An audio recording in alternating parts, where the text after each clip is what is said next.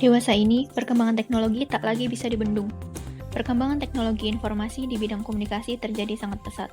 Kita mengetahui telepon seluler pertama kali diperkenalkan di Indonesia pada akhir abad ke-20, di mana penggunaannya masih terbatas untuk komunikasi suara, menggantikan peran telepon kabel. Kemudian berkembang menjadi dapat mengirimkan pesan singkat, menggantikan peran pager. Namun, kini kita dapat mengirimkan banyak hal seperti gambar, video, dan dokumen menggunakan telepon seluler, baik melalui aplikasi media sosial maupun melalui surat elektronik yang mempercepat pengiriman serta menghemat biaya. Demikian pula pada bidang pendidikan. Perkembangan teknologi informasi dan komunikasi juga sangat berpengaruh di bidang pendidikan. Sebagai contoh kecil, dahulu untuk mencari referensi maupun menambah pengetahuan, kita harus pergi ke perpustakaan atau membaca koran.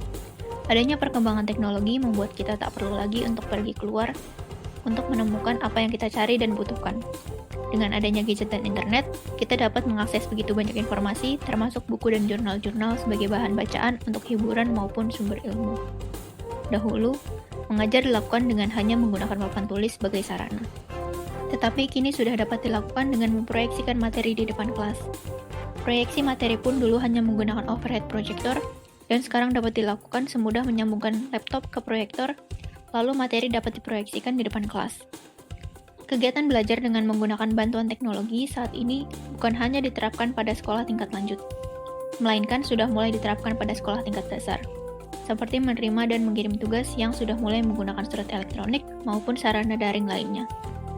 Salah satu yang sangat terasa adalah pengerjaan ujian yang dahulu masih manual dengan mencoret pilihan ganda, kemudian berkembang menjadi lembar jawab komputer, dan kini telah berbasis web. Bahkan, dalam UTBK sekarang ini, skor dihitung berdasarkan jumlah peserta yang dapat menjawab, tak lagi hanya dengan apakah jawaban yang dipilih itu benar atau salah. Kondisi pandemi juga menjadi pemicu masifnya penggunaan dan perkembangan teknologi informasi dan komunikasi di bidang pendidikan.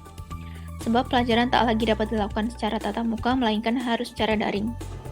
Berbagai macam sarana belajar daring pun semakin dikembangkan agar dapat menunjang kegiatan belajar mengajar dengan lebih baik, sehingga dapat terus mengurangi kesenjangan kegiatan belajar mengajar antara tatap muka dan daring.